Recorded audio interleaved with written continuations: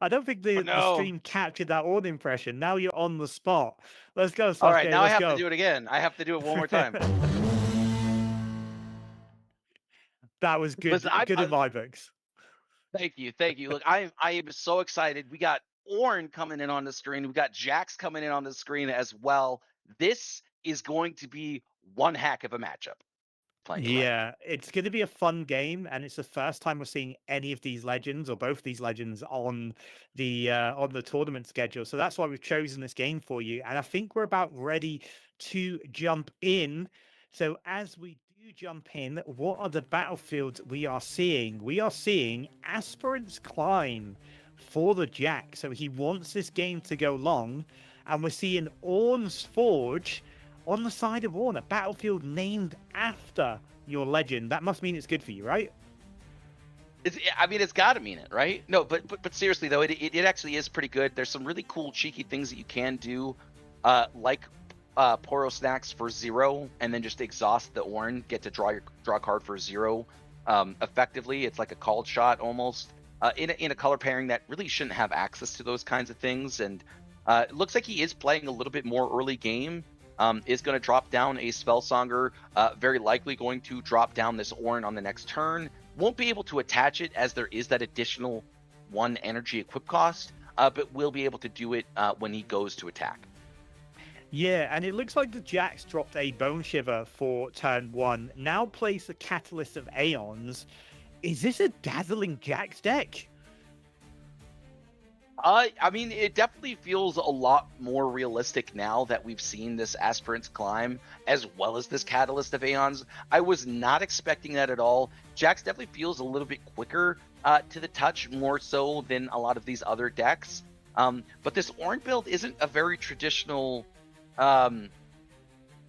build, I would say. It feels more kind of like this mid-range build that a lot of these players were starting off with. And I think a lot of players have kind of navigated more towards I'm going to play Ornn, and Ornn's going to be the only thing I play. And then there's been like this more mid-rangey, almost aggro build. And I think this is what this Ornn style is going for. And as you alluded to It's it, a there's that Dazzling Dazzling Aurora. Jax deck. That is insane. So it must play all the big cards, the White Flame coming down, the Death Bloom Predator. But if there's one thing that says I can hold a battlefield, it is Ornn right now. And 2 Lonely Poros, he's going to go to 5 points, I believe, if my math is correct on this hold. And with the Spellslonger and the Ornn on field, Jax is, even though it's a dazzling deck, he's going to have a lot of trouble, I think, in cracking some of these battlefields. But we'll see how the Ornn plays it. I was not expecting a dazzling Jax, although Orange, it could happen, and it clearly is happening right now. Yeah, I think my mind's exploding a little bit. I think a lot of us here was not expecting that. So next turn, he is going to be able to go up to 9 and have that Bone Shiver. And the Jax does let you just to exhaust him to kind of circumvent that energy cost or power cost in the Bone Shiver. So it actually is just another ramp spell, but it also does give additional stats. And 10 might on a unit is nothing to scoff at. No, definitely not. And we're going to see how the Ornn tackles this, because my best guess is Ornn doesn't have room for gear destruction in main deck. So getting rid of that Dazzling might not be an option. So he's going to have to think, like, how can I play around what is potentially White Flames and Dead Blooms and all that nasty stuff that comes with Orange? Is there anything new and big in Spiritforged that gets played with this deck? I just don't know yet. And we do see the Thousand Watcher Tail come in. Watcher going to be the response here. Yeah, I mean, Okay. definitely a very unique Ornn build. Just Okay, now he's I'm a given that little -3. Oh, the Oh, charm. that makes a lot of sense. So it gives the White Flame -3, charms it with the Watcher. So 7 into 5. We all know who wins that numbers battle. And the Jax is holding on for dear life here. He's already at 5 points the Ornn is to Jax's 0. We do see 2 runes being recycled and a lot being tapped. What's coming out here? It is the Dead Bloom off the top deck, and he plays that down, claiming his first point. But the Dazzling still to activate. Let's see what more the Jax can pull out on this round. Yeah, look, I think right now he's deciding whether or not he wants to attach this Bone Shiver, and instead he's just going to recycle another rune, put a hidden card, and I'm not really sure what he has available besides potentially Azonia's Hourglass in terms of hidden cards. So that's going to be my expectation there, and a Volibear right off the top. This is going to be a hard hold to break here for a little while, and look, he is at 6 points, but he's going to have to get himself all the way up to that 9-point threshold. So 4 turns is it going to take before really this Ornn's going to figure out a way to get around this 18 might that's already on board, or 21 might rather, because that shield 3 that is already on board. Yeah, but if I'm Ornn, right, so I'm on 6 points, I'm starting my turn. I need to get to 9, that's 3 points away, even if I just score 1 battlefield per turn. Do you just put all your eggs in one basket, sit on Ornn's Forge with everything that you have, and pray that you have Wind Walls and Defies in hand to stop any sort of shenanigans? Is that the plan? Because how do you break a battlefield that has Dead Bloom Predator and a Volibear on it? How do you break that? I don't think it's possible. Yeah, I'm not sure. I mean, right now, look, this Ornn doesn't have anything in terms of gear, and I think that's kind of what he's been struggling to find. There is that few cases where like you're running like 18 to 20 gear on average in these Ornn lists, and sometimes it's in your bottom 20, and that it's unfortunate. I mean, it's very, very seldom that does happen, but it can happen. And it kind of feels like that's what's happening right now, because the only thing we've seen is this Spellsonger, and he's sitting on an Ornn's Forge, which tells me he has a lot of gears, but where are the gears? Yeah, I mean, right now, as the Ornn player, you would just want a bench full of gears. He ends his turn with 7 runes standing. I dread to think what his hand looks like. This Felswonger, though, does give Ornn Deflect 4, which, if you're a dazzling player, like, expending 4 runes to target something with a spell is not a great place to be, but Jax has full control of one of these battlefields. He just needs to figure out how to crack this second one, and he could see himself getting back into this game. Absolutely. Look, and the other thing to note here is that this Ornn doesn't have any protection, really, right? He doesn't have any Zonias. He doesn't have a GA. He's sitting kind of naked on this battlefield right now. And honestly, if I'm the Jax player, I'm not even feeling bad about the position that I'm in. Yeah, I mean, the thing is, you are up against the 3-turn clock here, so you need to figure out how to stop this happening. We do see a Desert's Call coming down, so that's going to allow him to play a 2-might sand token to his base, or 2 of them, shall we say, with the repeat effect, which he has used. So there's another 4-might sitting there with the Dead Blooming base. That's 12 might with the Bone Shiver. Next turn, he could quite easily crack this battlefield unless the Ornn loads up on loads of gear and says, I'm 25 might, come at me with everything you've got. I think that's the plan. Is he going to get there in time? I don't know. Yeah, I mean, it's a pretty difficult plan to be in. I think the other thing to note here is this Ornn is at 7 runes available. He might have some sort of cheeky play like a Thwonk or something like that to try and fight around what this aggression is coming in here.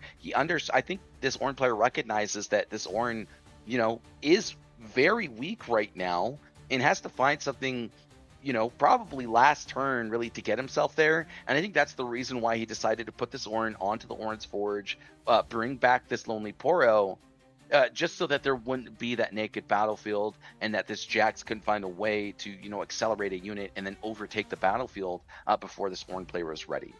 Yeah, and don't forget, we do have, obviously, Jax is playing green. We have seen a charm already. There are charms. Obviously, if you charm the Ornn, it is the most expensive charm you'd ever used. But if it wins you the game, so what? That is a possibility. Ornn is slipping. He's 7 points to 2. Obviously, it's an aspirant's climb game, so he does need to reach 9. So he's not quite in the win zone or the danger zone, whichever way you're looking at it at the moment. But it's very, very close to. If he can just hold this Ornn's Forge for 2 more turns, he wins. But he's staring at a Dead Bloom in Jax's base, and that thing is hungry. That thing's ready to pounce, I'm telling you. Yeah, look, this is a very unique build of Ornn here. I'm surprised he didn't just send in the Lonely Power to try and find something a little bit different to do. Because, again, 6 Might is not a very big unit. And now this Bone Shiver is going to get attached to this Dead Bloom. And this Dead Bloom's likely to crash in here. And the fact that there's 4 cards in this Jax player's hand and 12 runes available, it's going to be pretty difficult to stop what this Dead Bloom wants to do. It is, and Chat's just pointed out Jax actually missed his Dead Bloom. His Dazzling Aurora trigger last round. Like, the whole point of this deck is Dazzling, and he kind of forgot the trigger for it. He definitely did there, which is unfortunate, but I do think at this point it is a little bit too late. He did draw for turn. Yes. And we don't know if that was the GA or anything like that. So I think at this point the Dead Bloom's just missed. I think that's how that rules. Yeah, if you don't resolve the trigger, you can't possibly resolve it now. It changes too much of the game state. We are going to carry on from this, and we do see the Dead Bloom running into that Ornn. The Dead Bloom does have Bone Shiver for +2, Guardian Angel for +1. A Discipline coming down, so the players are going to do some maths here and see how high they can get. But right now that Dead Bloom is an 11, a Defy on the Discipline, and we're going to see a Defy on the Defy. It's Defyception, Sasuke, and nothing's going to go through, or this one's going to go through rather. Yeah, well, look, this is the worst case scenario here if you are the Ornn, because you still have a lot of might to try and get through here, to try and break what's going on. On guard is going to come down, so it's going to bring him up to 10. He has to have at least one more on guard, and does. He definitely does.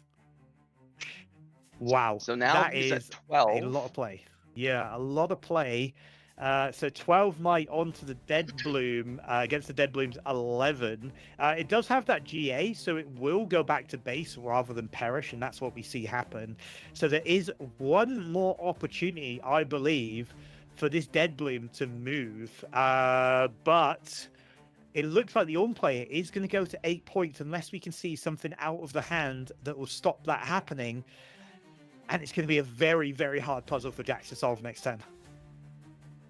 Yeah, look, he does have this Dazzling Aurora trigger, so hopefully he doesn't miss the second one, because if he does miss the second one, he's losing this game, or if he loses this game, it is obviously off the back of missing these Dazzling triggers.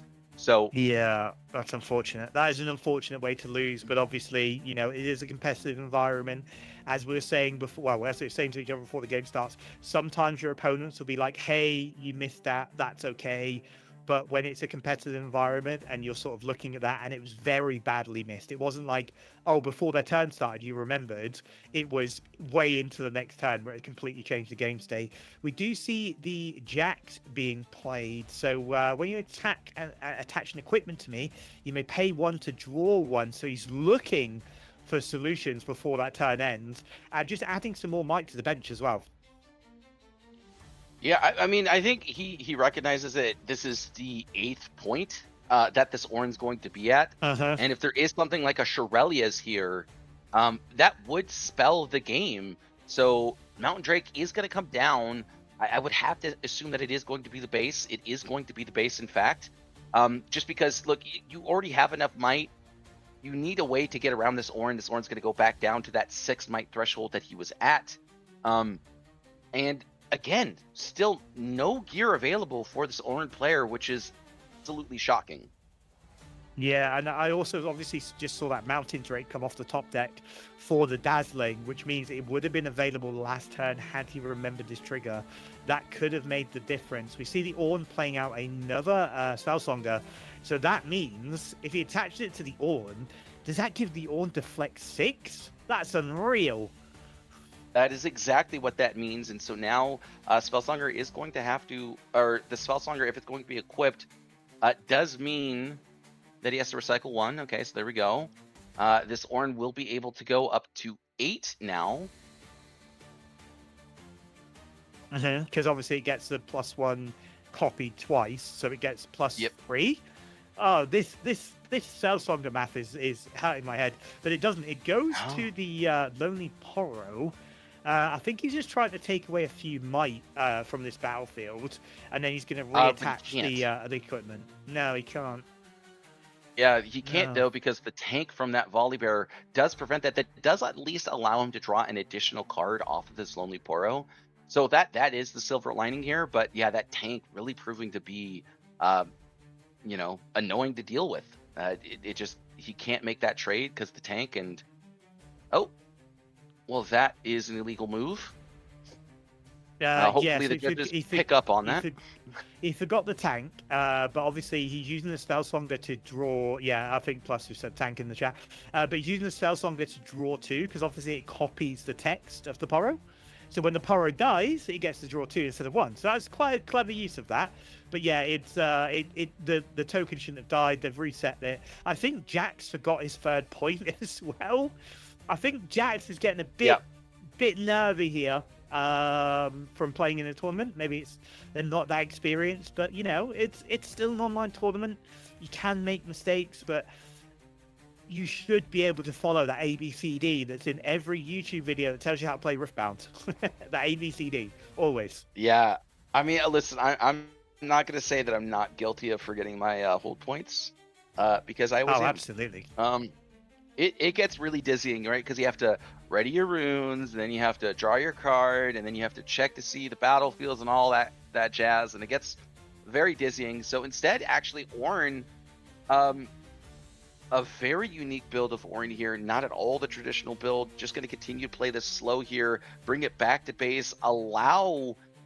I don't know that I like allowing this Jax player the battlefield. Look, he's got, what is that? 23 might Yeah, in base. it's a weird decision, because what you're saying is that I'm going to tap out. I don't have any combat tricks or any buff spells to save that all in this round. You might be able to bluff it, but the Jax is in a position where they can't sit back and let you bluff. They need to just go for it. And if you've got it, you've got it. So be it. So I think the Ornn is taking a step back, knowing he's 1 point away from winning the game. He's going to build up that resource, but it's a dazzling Jax. It's got green, it's got orange, it's got all those big might spells. You're now putting the game down to, well, in 2 turns, I might be able to take a battlefield back, but can I take both? It's a really weird dynamic between these two decks right now, and I am absolutely loving it, Sasuke. What do you think? Yeah, I mean, this Jax build is also incredibly unique here. I think the Jax is supposed to be at 4 points now rather than 3, so hopefully he fixes that issue as well. And yeah, just going to take that free point, allow himself to channel the 1 rune while it's available. Don't mind that at all. I do think that Jax is a draw engine. Your chosen Jax is basically your draw engine. So we'll have to see, if he has some sort of other ways to draw cards, because I don't see any Kianas, and it really just feels like it's coming down to the Dazzling Aurora. So, yeah, I mean, 5 points he should be at now with that Conquer as well. And no, he got his points. Yeah. That was 4 points he was meant to be at. Yeah, so he got both his points. He realised he forgot one of his holds. So the score is correct by the looks of it. Yeah, so the Conquer. Yeah. So the Jax is obviously taking that position. He does have the extra draw potential. He's looking for answers. Now, if I'm Ornn, I'm in blue, I'm in green. There's a few cards that can come down. I'm thinking, can a Watcher come down? Could that be the key of breaking this battlefield? That volley bear is just so huge, 20 might on that without even factoring in the shield of the volley bear. That's a tough battlefield to break. You can definitely break the Jax, but breaking 20 might with a hidden card, that is a scary puzzle. Yep, and at least, I mean, it's going to get even worse now as the second Mountain Drake is going to be able to hit the field and a second Dead Bloom Predator. Oh. I mean, look, this is becoming nightmare territory here. I don't know that the Jax player should have brought back the Sand Soldiers because the tank was protecting it. But, I mean, this Ornn's Forge right now, it's not breaking for the next, 5-6 turns. And I feel like the game is just going to end by then. So, Yeah, exactly. And with the two Dazzlings being able to play out two massive units in every single one, it is scary. I was just talking about like Ornn's Forge, like, oh, you can break the Jacks. You can't break Jacks, two Dead Blooms, and the Mountain Drake. That's for sure. That is a tough, tough battlefield.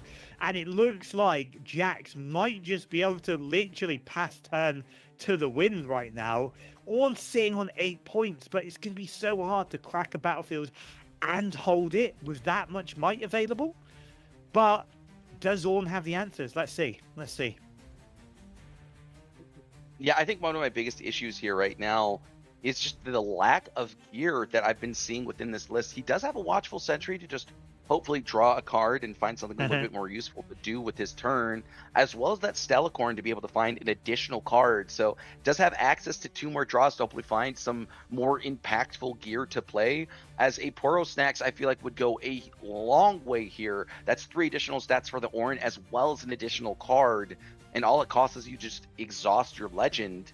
So hopefully he can find something like that here to try and find some additional answers as well. But right now, it just feels like what once was Ornn's game to lose is now Jax's games to lose. Yeah, it's going to be hard. We do see the Wild Atlas coming down, so obviously that's going to buff up the Ornn further. I think the Ornn's sitting on 13 might at the moment, possibly with another 250 might on his own with all this gear. But you're right, like if he had like 3 more pieces of gear, like the might at your battlefield just don't matter. He just swarms in and wins, you know. So you do see the Ornn going up to 15. It's just not enough. The Watcher coming down accelerated as we predicted. That's going to take 6 might off this left-hand side battlefield. A lot more on the right-hand side battlefield. He's just swinging in with absolutely everything. And it looks like he might just be trying to hold everything he can. I think a lot here dies. We'll have to sort of sit and watch the math here. Nothing has tank, if I'm right. So chances are he's going to finish off that Ornn, I would imagine, is his target. And then there's going to be a few little bodies that kind of exist in this field. Let's see what happens here, because I can't do this math this quickly, but I'm pretty sure the Ornn wins this fight. Yeah, let's do the math here. So we got 16 from the Dead Blooms, 10 from the Drake, and then 5 from Jax because of the equipment. So 15 plus 16 is 31, minus 12 would be 19. 19 might. Okay, so he can kill Ornn, and then he can get rid of 4 might. Yeah, so I'm guessing it's going to be Ornn plus the Scout, maybe? That'd be my sort of where I go. Maybe the Watchful and the Herder, but that doesn't make much sense. So I imagine it's going to be Ornn plus the Scout, leaving 11 might at that battlefield, and he has 2 Sand Soldiers in base right now. We do see, choose a unit next time. That unit would be dealt damage this turn, prevent it. The counter strike coming in for Jax, so he can just outright save a Dead Bloom. And so I think Ornn would get pushed back if that's the correct state of this game. That is completely accurate. Yes. The Ornn player no longer is able to win this combat either. Oh man, that counter strike proving to be incredibly detrimental here. Is able to play around this deflect 6 as well. And yeah, I mean, now if you're sitting here as this Ornn player, essentially this once 7 might unit is now 14, right? Because I wonder, is all the damage dealt at the same time, in that if I attack in, right, because I attack in with multiple guys, can my Watchful Sentry do the 1 damage, break the counter strike effect, and then I kill it? Or does it not work that way? I think it's a reaction to it's a very good question, to be fair, and I think the sort of like slowdown in the game state is reflecting those decisions. But it just says choose a unit. The next time that unit would be dealt damage this turn, prevent it. So I'm guessing it happens at the same time. Therefore, all damage onto that unit is prevented. Because you would have to assign damage first, right? Absolutely devastating here. And it looks like, yeah, I mean, this Watchful Sentry and this Devoria Scout just going to get pushed back to base. This Mountain Drake gets to hold on. And now he's at 7 points. He only has to hold for one more turn. And Ornn Two just more lost turns because it's a Ornn. It's a 9 point game. So yeah, He is supposed to be at it's 5, not stabilizing. 4, actually. Yeah, he is. Yeah, but unfortunately, we can only do so much in suggesting what's going on. I did see Plus make a statement in the chat saying that he's supposed to be at 5. So yeah, I think see what judges happens got on that one. handled. Yeah. Yeah. So we do see the Jax player starting. He does have 5 cards in hand. He does have all of his runes up. We might see some interesting tech here. The Guardian Angel to come down. I'm guessing that's just in case Ornn goes for like one big sort of smash attack again. He does have 11 might in his base with that Watcher, but he did spend a lot of resource from that attack. It has cleared out some might from the battlefield. But it still feels like this game is in Jack's control right now. Yeah, look, 10 might is nothing to scoff at, and that Ornn kind of made it look small, but it really just, was kind of was small in this situation, as that counterstrike really just pushed him off that battlefield and took what once was a game-winning line to now, if I hold both battlefields, I just win. Yeah, and it looks like Plus did let the Jax know he is actually on 7 points. So yeah, he is one turn away from potentially winning this game unless the Ornn can crack one of these battlefields. There is a Drake on one. He does have 2 Dazzlings to trigger at the end of this turn as well.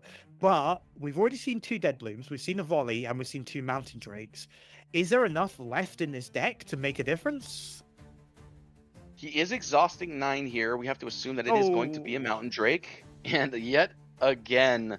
All right, so now he has to break 23 and 20 might already. We still have these Desert Sand Soldiers to bolster both of these battlefields as well as these equipments. So one more equipment going to get attached, just bring it up to 24 might on that side. Potentially even the Bone Shiver as well to bring it up to that 26 or 24 might threshold, or 26, sorry. And then potentially even put the Sand Soldiers onto the right battlefield. So 26 and 24 on, on each respective side is going to be incredibly difficult to break.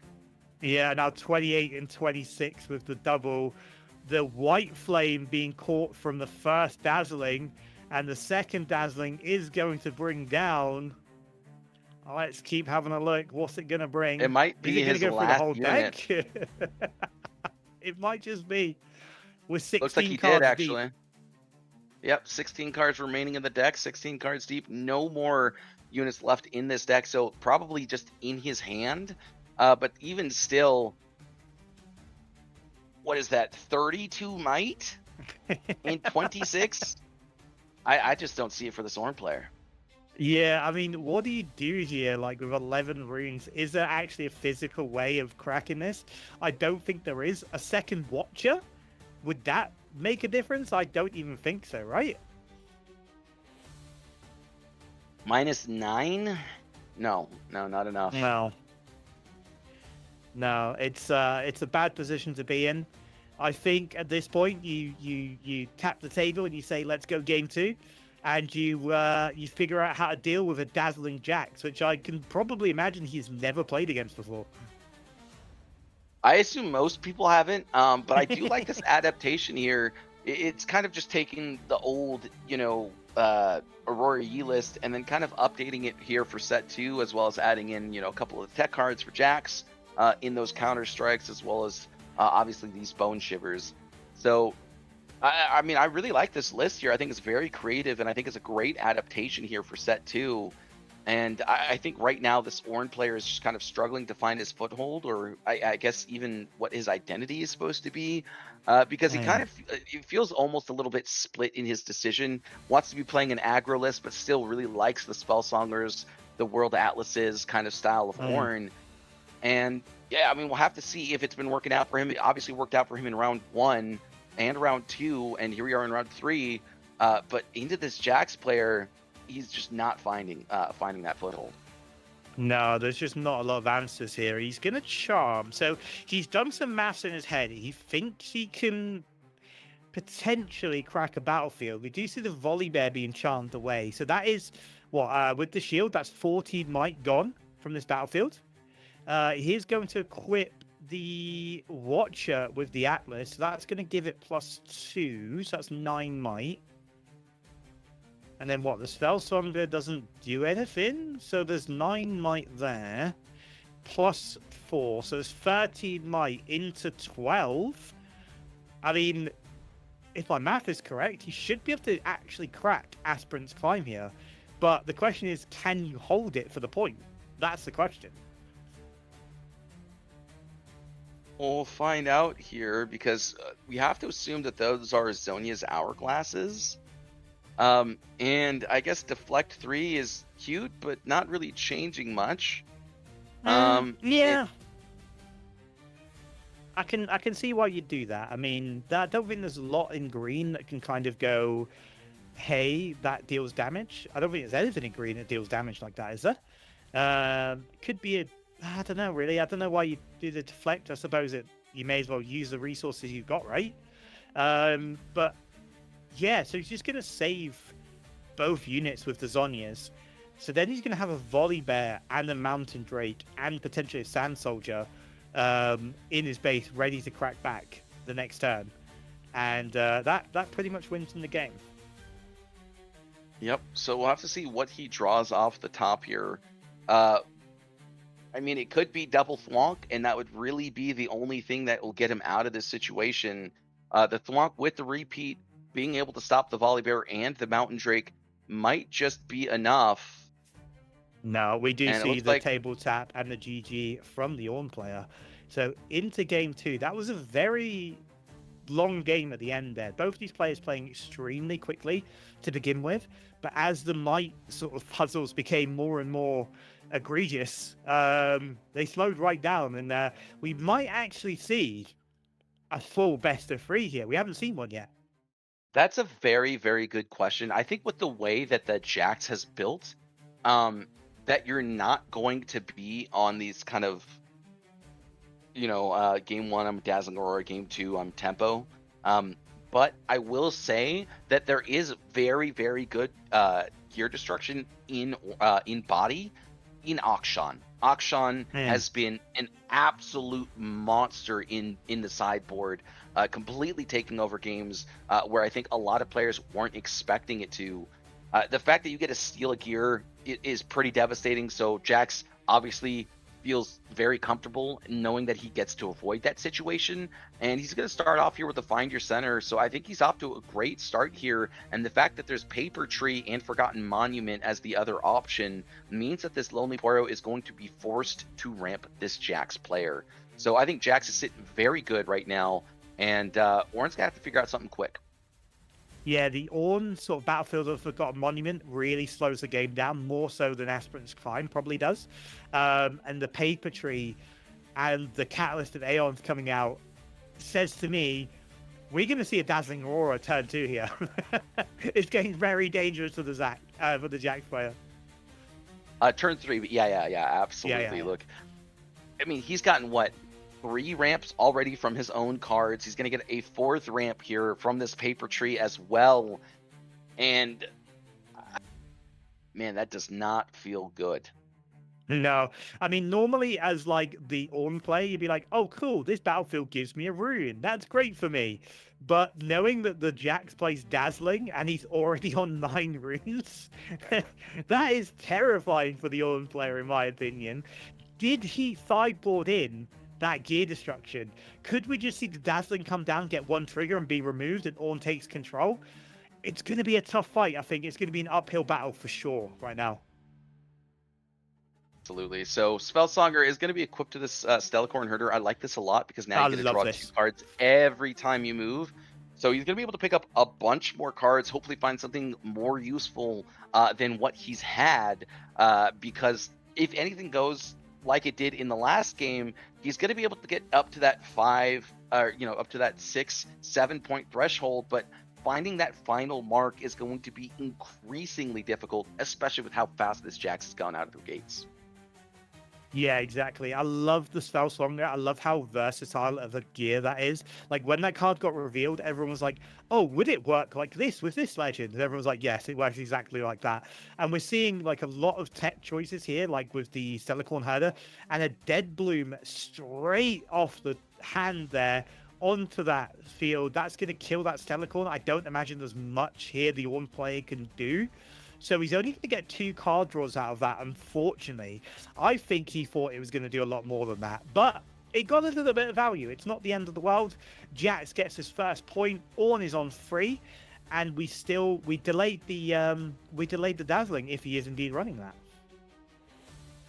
Yes, I look. The dazzling does feel good to delay, but what doesn't feel good is fully committing my entire turn to this Spellsonger Stellarcorn line so that I could draw 4 cards to only draw 2. It definitely hurts a little bit, but I mean, regardless, you still are able to pick up those 2 cards. And the fact that this paper tree is now ramped this Jax twice is very scary, and this Jax player is getting a ton of value off of this battlefield. Yeah, exactly, and it's done really well. Like Jax is going to be on 12 runes with 6 cards in hand next turn. The Ornn has 1 lonely Poro, and he's a very lonely Poro at the moment. But the Watcher does come down, so that is going to give the Dead Bloom -3. But don't forget, we did see the Counter Strike. There is a potential punch first as well. He's tapping 2 runes. What do we see? We see the Flonk. Now this card is phenomenal, absolutely phenomenal card.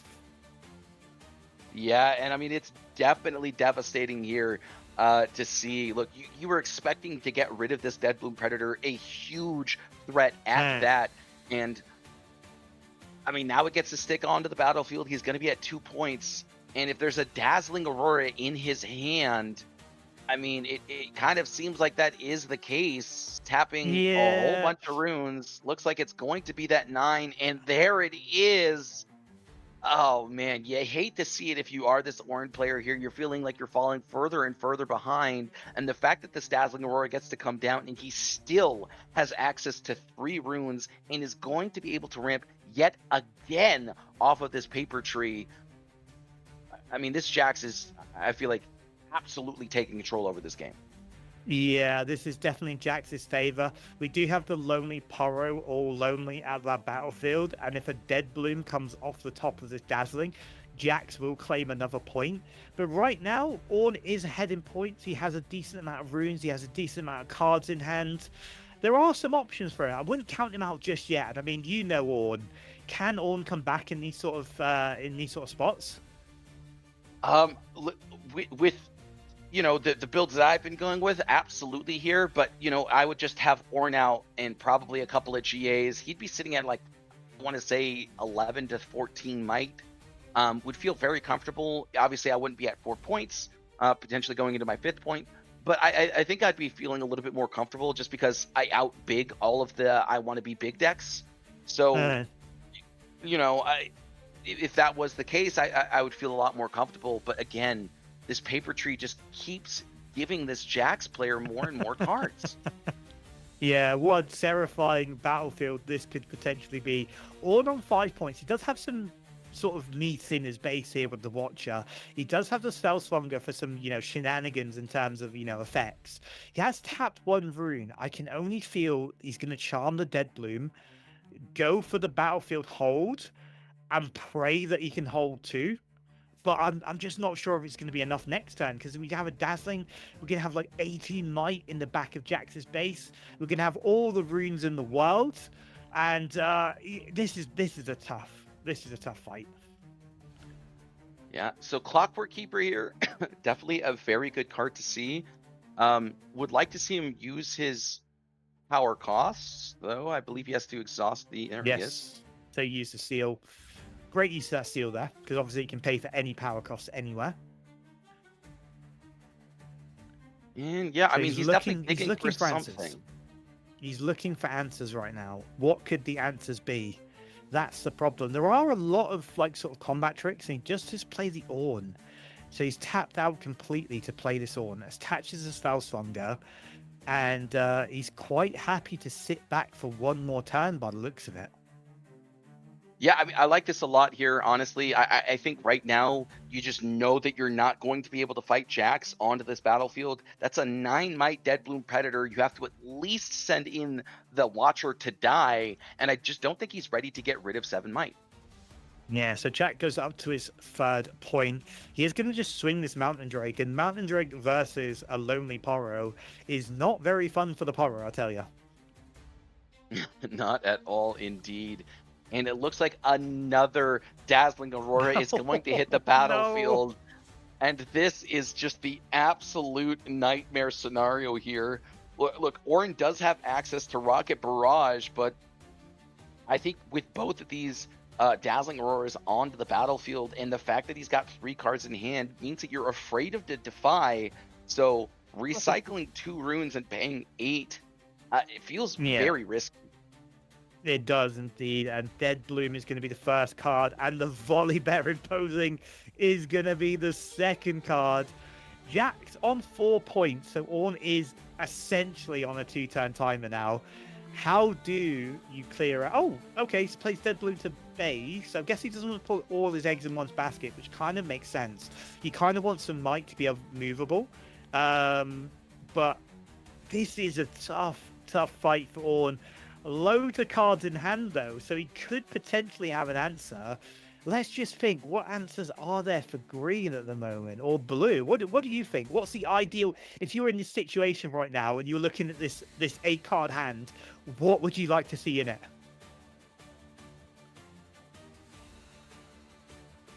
I'm not really sure how you're supposed to break this hold as of yet. I mean, I think a Spellsonger is definitely a good start.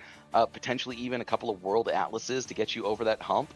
I mean, even a Watcher plus a World Atlas might be able to get you there. But again, you still need to find a way to protect your Ornn so that you can keep sending it in. Because he is your biggest guy. He's your scariest dude. And you really want to make sure that your President stays alive. Yeah, there's got to be an answer somewhere in that. Chat's making a really good point about the Dazzling Aurora triggers, so you should actually resolve one before you play another. But again, that's one of these situations where like a judge can be called if the player wants to. We as casters, unfortunately, we can't really get involved in those decisions. Was that a seal played? It was indeed, wasn't it? Yeah, so seal comes down. Yes. And On Guard being played. He is just digging for answers right now. He hasn't got anything in hand that can help him.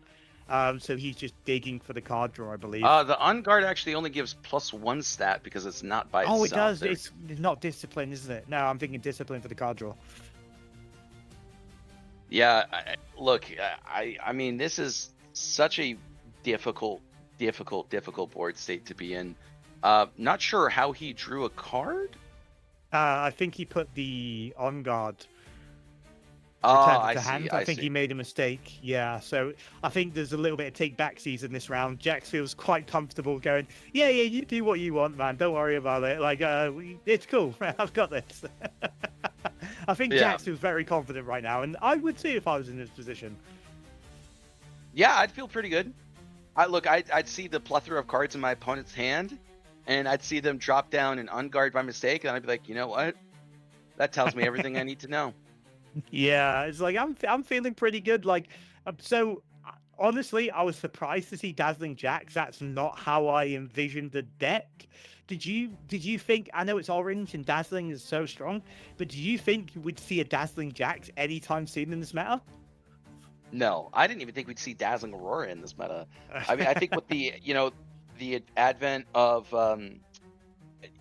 Action, Disarming Rake, Rocket Barrage, the fact that Thermal Beam already exists and people are going to be playing that a lot because of it, it just I didn't expect to see that, and the fact that Ornn literally says I can be used for gear, you'd have to expect that a lot of people are bringing a ton of gear hate, which would make Dazzling just significantly weaker, and yet we see it here 3-0 popping off. Yeah, and just while you're talking there, a very sort of like nice play happened where he moved the Clockwork Keeper into the Forgotten Monument, used Convergent Mutation to grab that the Ornn's Might in base, and bring that Clockwork Keeper up to 10 might.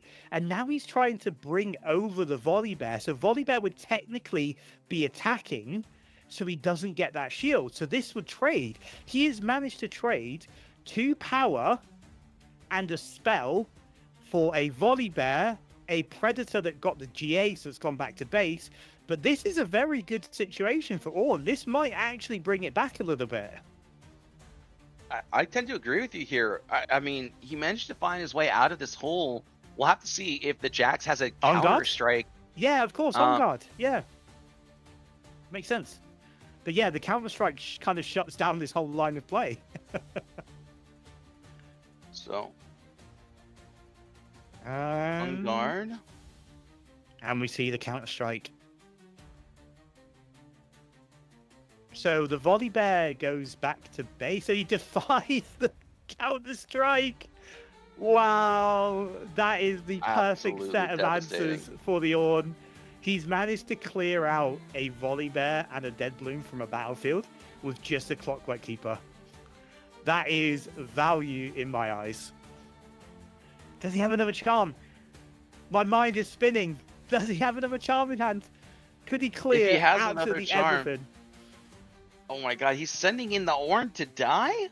Another unguard? Oh, okay, no. Oh my goodness. He just absolutely dumping his hand. Absolutely legendary play here. I mean, you know, his list is very clearly a unique build here. And I mean, it's proving its dividends. He's going to be able to get to 7, but now there's 2 Dead Bloom Predators on the field. A charm. Another charm. Another charm. He might just have managed to find his way out of this hole. Is going to recycle a couple of more cards. We'll have to see what that last card in hand is, or if he just doesn't have enough runes to play it. But yeah, I mean, he had pretty much everything there in what felt like within the top 15 cards. 2 charms, 2 on guards, Spellsonger, a couple of seals as well. And you know, managed to claw his way out of this, even through all of these paper tree triggers, as well as this double dazzling aurora. And yes, there is a Clockwork Keeper that is only at 2 might, but now there's 19 might on that left battlefield and only 1 unit on the play for this Jax. And what once felt like a commanding position for Jax has completely flipped on its head. And while this Ornn is out of cards, it feels like this Jax is out of options. Yeah, this is not a great place. Like, Jack is like, yeah, it's cool, don't worry about it. And Ornn's just like, I'll make this Clockwork Keeper 10 might, charm across your Volibear, and GG, basically. Cleared the entire battlefield of this one. He only has 1 Dead Bloom left in base. He has, 19 might on Paper Tree.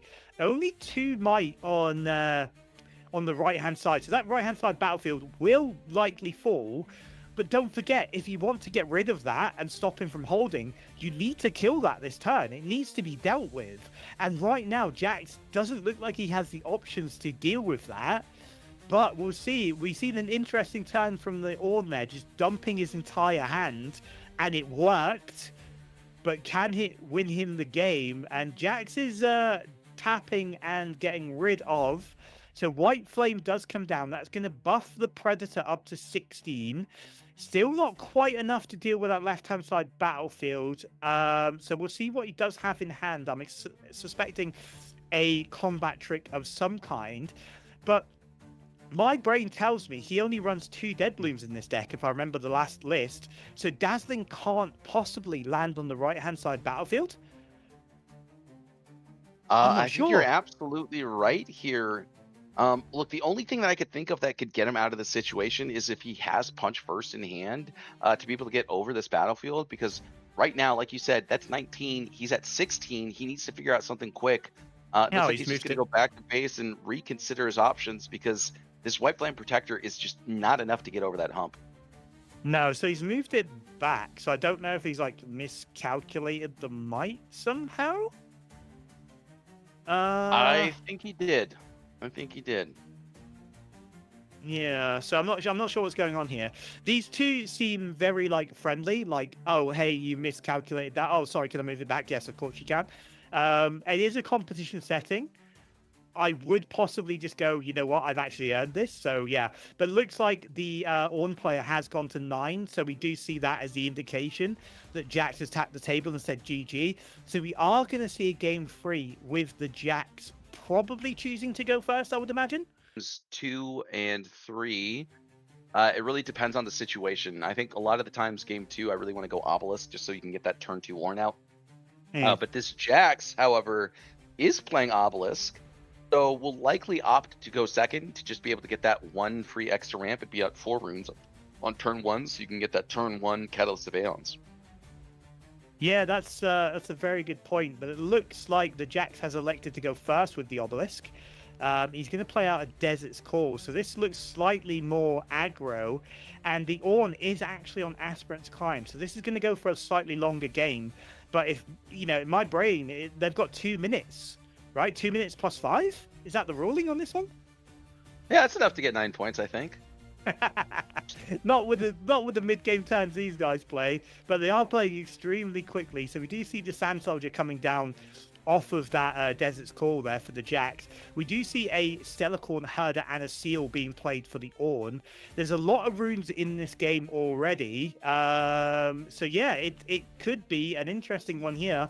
I think Plus is saying there's no overtime. So this could be it. It could be 1-1 tie. Done. Now, this is not something I would have been expecting here. Like I said, it felt like, you know, Ornn is supposed to be pretty favored into this matchup.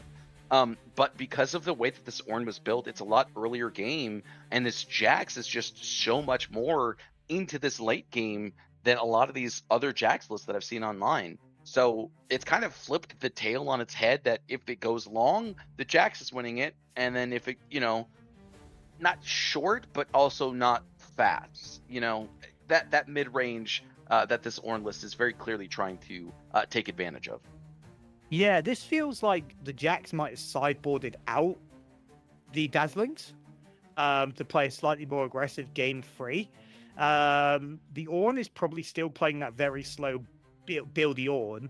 He does see the Atlas drop down onto the Herder, so they are going to draw one. They are going to be able to conquer this battlefield, assuming no combat tricks, but the Counter-Strike getting defied again. That Counter-Strike after game 1 is seeing absolutely no value. So the Ornn is going to conquer here by the looks of it. No, the Defy of the Defy. The Defy-ception yet again. We see it coming out. These green players and their Defies, honestly. So he counter-striked, and then Ornn countered the counter-strike, and then Jax countered the countering the counter-strike. Yes. That's what happened. I'll agree. Okay. I'll agree. So we see the Clockwork Keeper coming down, Ornn trying to get some cards in hand. This is a very, very low card resource game for these two players. Looks like Jax is going to score 2 points. He is 2 points up. And if the rule is no overtime, I think that's GG. But these players are going to carry on playing. Look, I like this a lot here from the Jax. He's just trying to score as many points as he can. So if he can get onto this Obelisk, which it feels like that's it. Oh, no, it says time, guys, from production. So that is going to be the game here. And Jax wins this one 2-0.